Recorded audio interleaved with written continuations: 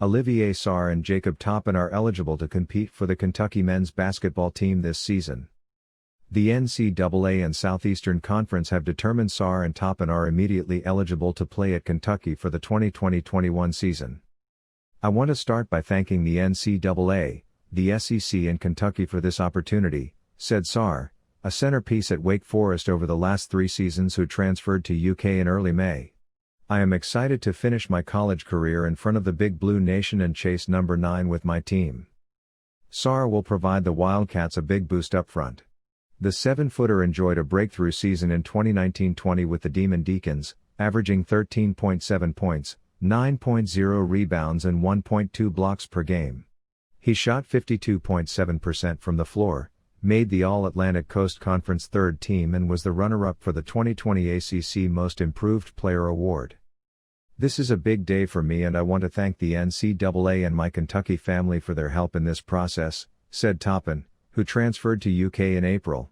I can't wait to get on the court with this group of guys and play in front of our fans.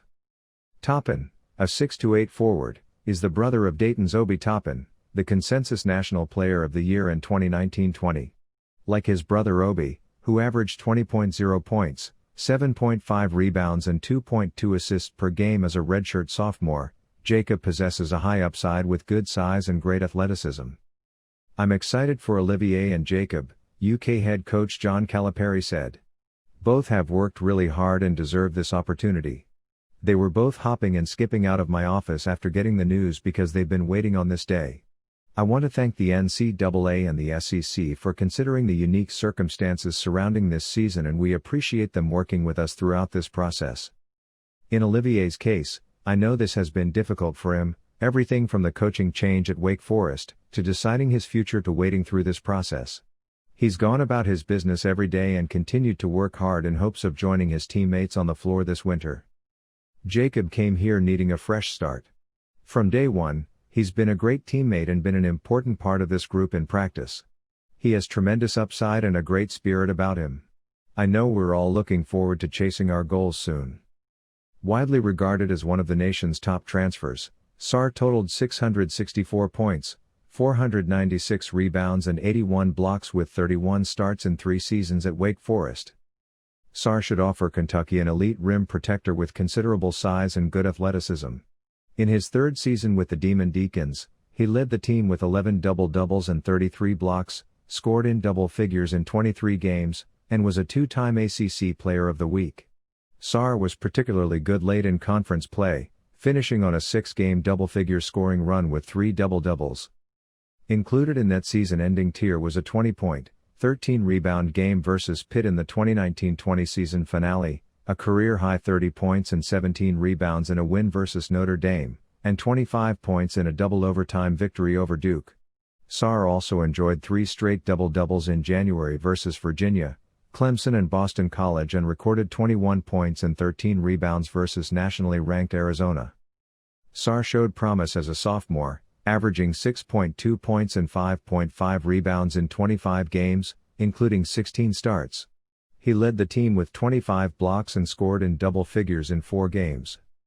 Prior to his career at Wake Forest, Sarr played for the French national team at the U17 and U18 levels.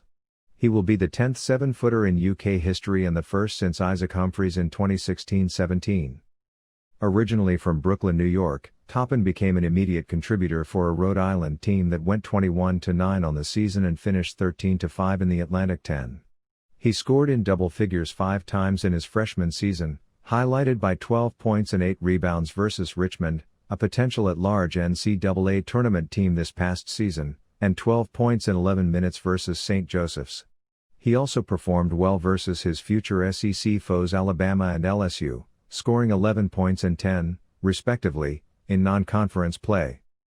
Toppin showed an ability to stretch the floor with 13 three-pointers, including 3 versus Alabama. He shot 42.6% from the floor. The experience and depth of the frontcourt transfers will be critical for one of the most inexperienced rosters of the Calipari era. UK will be tasked with replacing 94% of its scoring from last season, most under Calipari minus 92.4% of its minutes, 84.4% of its rebounds, 98.6% of its assists and 91.5% of its blocks. The Wildcats bid farewell to 8 of their top 9 scorers from a season ago, including all 5 starters. The lone major returning contributor from last season will be sophomore forward Keon Brooks Jr., who averaged 4.5 points and 3.2 rebounds per game in 31 appearances, including 6 starts. Calipari and his staff have prepared for the losses, which included 5 underclassmen declaring for the NBA draft, with the nation's consensus number 1 recruiting class and 3 key transfers. UK's 7-man freshman class features 6 consensus 5 and 4-star prospects, including top 10 signees Brandon Boston Jr. and Terrence Clark. In addition to Sarr and Toppin, UK also added Creighton graduate transfer Davian Mintz. Kentucky has not yet released its revised 2020-21 schedule after the NCAA Division I Council recently approved moving the first contest date in Division I men's basketball to November 25. The SEC has established December 29 and 30 as the new start dates for the conference schedule. With the league scheduling framework set and the maximum number of games set, UK will have 9 non-conference games, if it plays in a multi-team event that includes 3 teams, to work with. That includes the SEC/Big 12 Challenge.